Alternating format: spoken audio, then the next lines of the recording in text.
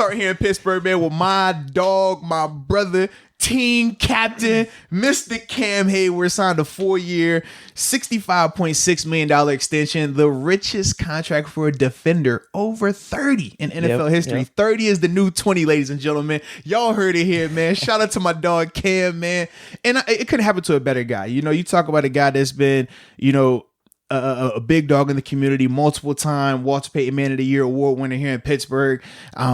His foundation, everything that he does from an off the field standpoint is huge. And then you look at him on field, and most of the time you talk about a guy getting 30 and people start to talk, oh, he's declining or he's old and all these other things. But with Cam, and like I've said numerous times with guys in that age group, man, these dudes are still playing at a high level. We talk about Joe Hayden. He's another guy playing at a high level. Marquise Pouncey playing at a high level. And with Cam Heyward, he's coming off of multiple All-Pro, two All-Pros, 2 first-team All-Pros. Yeah, 2 first-team All-Pros in a row, and then 3 Pro Bowls in a row.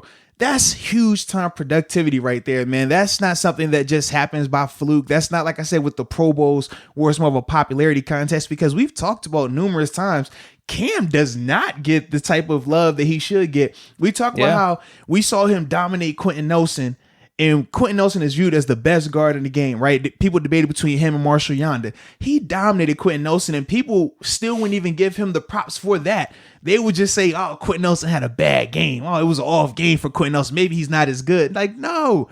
Cam is a beast, man. And Cam is a dude that's been continuing to get better each year. Regardless of the scheme, regardless of what they've asked him to do, he continues to be productive, and it's good to see him be compensated, rightfully so. Yeah, so that was my initial reaction too. I was like, you know, Cam Heyward, great player, Steelers, lock him up long term. Sounds good to me. So I really have no complaints with this deal at all. I think it was good for him and good for the Steelers. But, however, I guess there is a but, because just with his age and everything, is this bad timing, especially with some of the guys that are coming up in the near future, like TJ Watt, Minka Fitzpatrick, obviously Juju, James Conner. List goes on and on. Now, I think it's going to be, we're going to have to wait and see with this contract, especially with the details coming out on the contract. Because I was looking, I can't find out when or how much is even guaranteed with this. You know what I mean?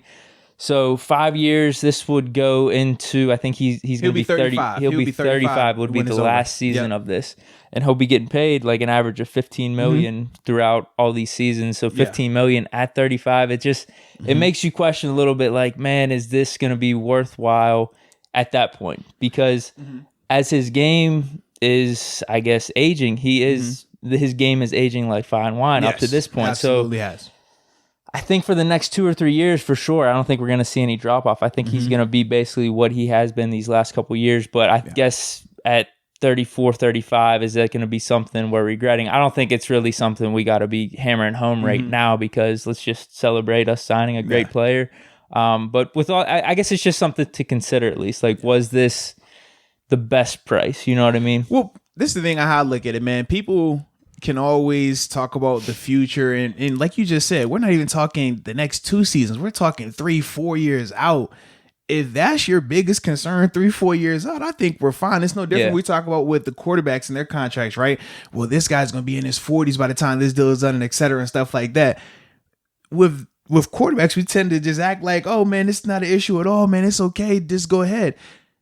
Defenders can do the same thing, man. We've pointed to numerous guys who've gotten up in age and have still been very productive. We talk about even with Julius Peppers, for example, right? Remember, he was almost 40 and still being a double-digit sack guy. And even when he retired, he was coming off, I think it was a 12-sack season. Like, with guys, man, if you are good enough and you've been healthy and things like that, which Cam has, we talk about Cam's health. It's totally different than Tua, who's missed a lot of time. Cam, I mean, outside of the pec injury, he's been relatively healthy his whole career.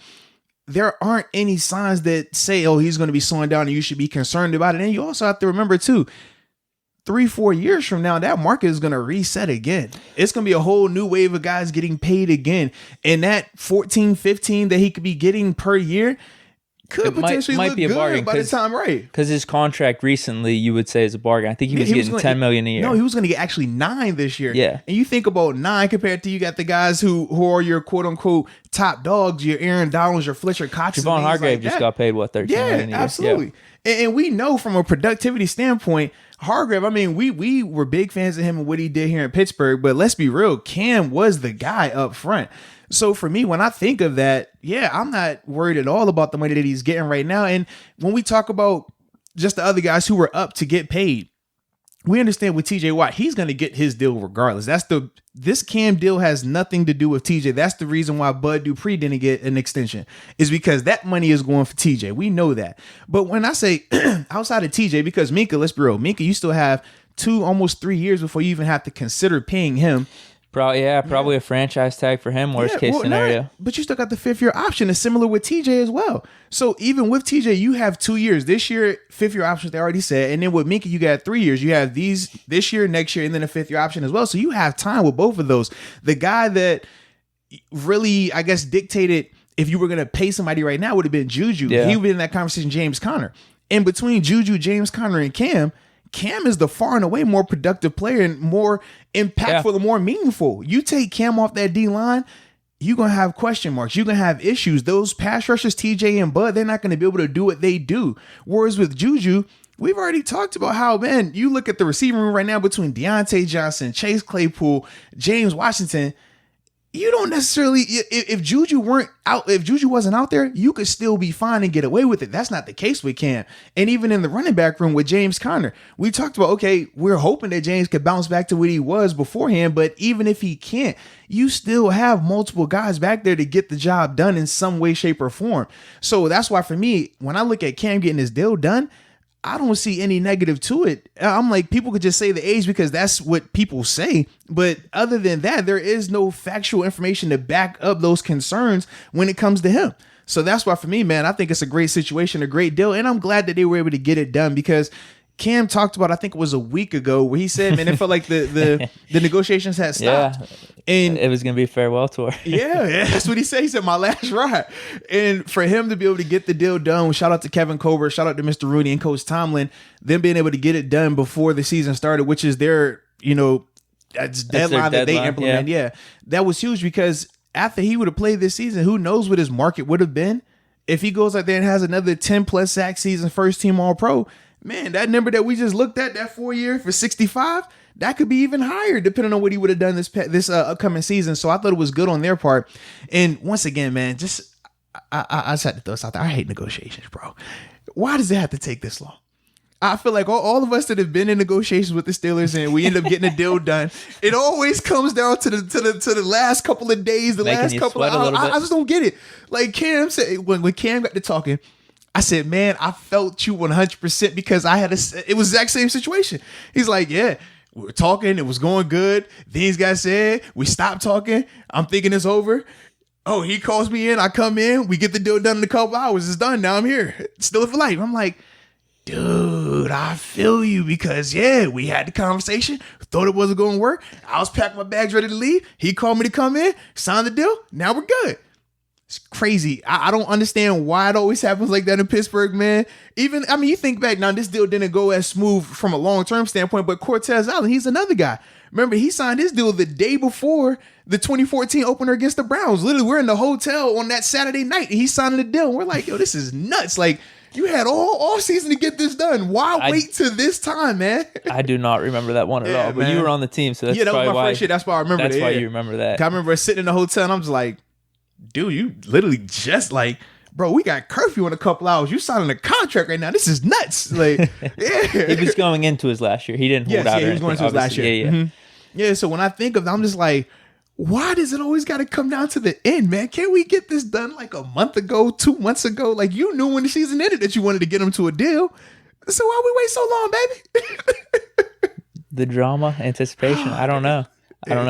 Now, from just a strictly organizational standpoint, because like I said at the beginning, I just wanted to bring up like a counterpoint to it. But like I said at the beginning, I'm good with it. Cam's a great player, all pro, all that. Steelers, he's been like a staple for the Steelers throughout his whole career. Like I guess you could say the leader of the defense. I don't think that's... I've been saying that. Yeah. Remember, we had that conversation. We didn't have it on air. We was talking about, like, in terms of the leaders of the defense, the guys who are most valuable. And people were saying, well, what about TJ and Minka? You've definitely said this to me. Yeah, because TJ and Minka, we talked about, that's like your glamorous pick. Those are the people that you see them when they make a play every time. And you're like, oh, I know that's a sack. It's easy to evaluate. But I've told you, and I've told numerous people that Cam Heyward is the heart and soul of the defense. TJ Watt doesn't have the success that he has. Bud Dupree doesn't have the success that he has if Cam isn't dominating inside. We've seen you can be elite edge rusher if you don't have anybody moving the pocket, winning up front. Man, that quarterback stepping up, getting rid of the ball, it does not matter. Cam is a monster, especially, like I said, rushing the passer, but even in the run game, we talked about how he is a dominant force. You do not run his way. So when I think of all those things, and he's been doing it for multiple years, before TJ was a superstar, now that TJ's a superstar, before Bud was a double-digit sack guy, now that Bud's double-digit sack guy, Cam has been the one constant through it all. So for me, that's why I've always said that Cam is the heart and soul of the defense. Cam is the leader of the defense. Cam is the reason why everybody else around him can be successful. Devin Bush's job is a lot easier when you're playing behind Cam Heyward, who's dominating it and requiring 2 offensive linemen to take him on. That lets Devin be able to run around and make plays like how he does. So for me, that's why it's never been a big debate in terms of who's more important to the defense, because I'm like, okay, without TJ, I still got Bud. I know Bud can get his thing. I know even if we sub somebody in, they're not going to be to the level of TJ, but you put them next to Cam and they will be fine. When I think of Devin Bush, okay, I know it's not easy in terms of replacing him, but if you were to, having Cam up front is going to make that linebacker's job a lot easier in terms of not having offensive linemen on him right now, killing him and things like that. So that's why for me, it was always Cam in terms of the most important player on that defense. But in terms of organization, I think what would take this right now, just there's so many ifs, ands, or buts going forward. But if there is some type of flexibility for the Steelers as an organization after 3 years on this deal where rest of it's not guaranteed, or like the cap hits like minimal, only like 2-3 million if you were to cut him, if something was to happen, injuries, like his play did take a dip with age, then I think that would take this from a good to great deal. We just don't know right now because those numbers aren't out. The details aren't out. But we'll figure that out in 2 or 3 years, see how everything plays out. I like all the points that you brought up, so I'm completely good with it. I guess I'm just bringing up other sides, maybe concerns we could have about a deal, just things that you would deep dive into, contracts and things to think about. Put it like this: the same energy you have for a Ben extension that could potentially be happening, that's the energy I have for Cam. It's always a great deal. Just throwing it out there. There is nothing negative about it. I'm gonna trust you, dude. Yeah, man. He's been the one, like I said, since he's come in this league, man, he's been who he's been. It no, 100%. And let's be real about it. We talked about the biggest knock was, oh, he doesn't have the All Pros and Pro Bowls, but we already told you that was because the classification of his position at the time. He's been doing the exact same job, producing the exact same numbers and improving. But prior to, was it 2016 season, he was classified as a defensive end. As a DN, you're not being viewed as a 3-4 DN. They're viewing him as you're going up against all the guys that are getting sacks. The guys who are getting 10 plus sacks. It's a different responsibility. He's a true D tackle, but because of the base 3-4 that we were running, that's why he was classified as a DN. Now that they shifted him and changed his title to D tackle, now you're seeing the accolades. Now you're seeing how his numbers stack up versus other D tackles. I mean, beforehand, they were trying to compare him to like a guy like Carlos Dunlap. Carlos Dunlap was a true 4-3 DN. Like I said, he was more comparable to a guy like Geno Atkins. We can go down the list of interior D linemen. That's who Cam should be compared against. And now that his position classification is D tackle, now you're seeing that. Now you're seeing him get the respect that he deserves and get paid accordingly as well, man. So, yeah, like I said, for me, man, and another thing is this. With D linemen, they typically age very well because of what they're asked to do, what they're required to do from a physical trait standpoint, barring like some massive injury, you don't really lose that. It's not like we're talking about a guy who has to play in space. Typically, when we talk about corners, wide receivers is big because you lose a step from a speed standpoint. That's drastic. You can make up for it with some wisdom, some savvy veteran play on the line. But like for a D lineman, I mean, for him, it's 1 step, 2 step, right or left, but it's more hand placement. It's more of the fundamentals, the intricacies of that position, which are never going to go away for him just because of his work ethic. So that's why for me, I'm like, dude, he's going to be fine as long as he stays healthy. That's the biggest thing with interior D linemen. Just got to stay healthy. When you do that, man, he's going to be fine. Now, one more thing I wanted to bring up, because we mentioned it with Juju and James Conner. Now, you could correct me if I'm wrong, if this is just way too simple. But especially with how we're drafting receivers in some of these skill positions, like I feel like, are we saying that it's just simply easier to replace receivers and running backs, just these skill position players, as opposed to someone on the D line like that. Because I remember even when we drafted Cam Heyward, it took him like 2 or 3 years to finally get that starting spot. Whereas like, dude, are we saying Claypool can't become like one of the main guys right now, right off the bat? We've seen it with Deontay Johnson in the past. Juju's had 900 yards his rookie year. Yeah. Martavis Bryant came out hot his rookie season. So I don't know. In terms of just finding a young guy to make an impact, it seems like it may be of more value to keep the guy who is the staple on the defensive line, because that might be harder to come by as opposed to skill positions on the offense. Am I way out there? Is it too simple like that? I don't know. No, you're not oversimplifying it. And in some cases, you are right. I do think in Pittsburgh, because of how they draft receivers and how they if you have a franchise quarterback as well. Right, it makes it a lot easier. But I'm just saying, like in general, Kevin Colbert has done a really good job of finding wide receiver talent. We've talked about how the guys you named, they're not even all first rounders. These are second, third, fourth rounders that they find, they bring them in. I mean, we talk about AB 6 rounder. Like in Pittsburgh, they've done a great job in terms of finding talent like that. And even at the running back position, they've done a pretty good job. With D-line, with Cam, you got to remember when he came in, that D-line was stacked at the time, man. I was going to bring that point up too, because you mentioned that position can age a little bit better than others, because I think Kiesel played till he was like 36, 37. Yeah, Aaron played for a while. Aaron Smith played for a while. They played till their mid-30s. And Cam, when Cam came in, remember, I think he had, 2 or 3 years with Kiesel. No, he would have had 2 years with Kiesel because he was here. He was the year before I came here. So he had 2 years with Kiesel. I think he had 1 year with him, maybe a year with Aaron Smith. But all of those guys played, like you said, till they were mid-30s. So when you think about that, it's like that's not far-fetched for a guy like Cam to follow on that same path. Whereas with the receivers, we don't really see too many of those guys aging like that and still being able to be dominant at their position. I guess in terms of Juju versus Cam Heyward, in terms of age, Juju's going to be in his prime when his next Cam already had that big extension for his prime, but like I said, I think 30 till 33 he should be fine. Like he should still be for the sure next in his 2 prime. seasons. He should still be top 5 at his position, which he has been. After that, even if he takes a decline from being top 5 at his position from a league-wide standpoint, we talked about, we just named our quarterbacks and we talked about, man, just these guys are top 10 or top 15 or 15 to 20.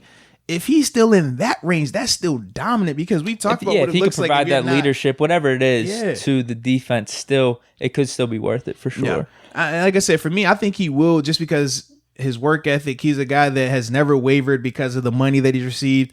He's still going to be one of the first guys in, last guy to leave. Extremely smart in terms of studying. Sometimes we would get on him because we say you knew too much, and it would make him try to do too much on the field because he's thinking, well, hey, man, I see this formation that's going on, so it has to be this. And it's like, well, look, you can't make that play. That's not your play to make, even though you know it. That's not your play. Like, you have to do this job because it's his play to make for the integrity of the defense. So with Cam, he's just that type of player from a cerebral standpoint. So that's why when I'm looking at all these factors, I think he's going to continue to age well and continue to be very productive.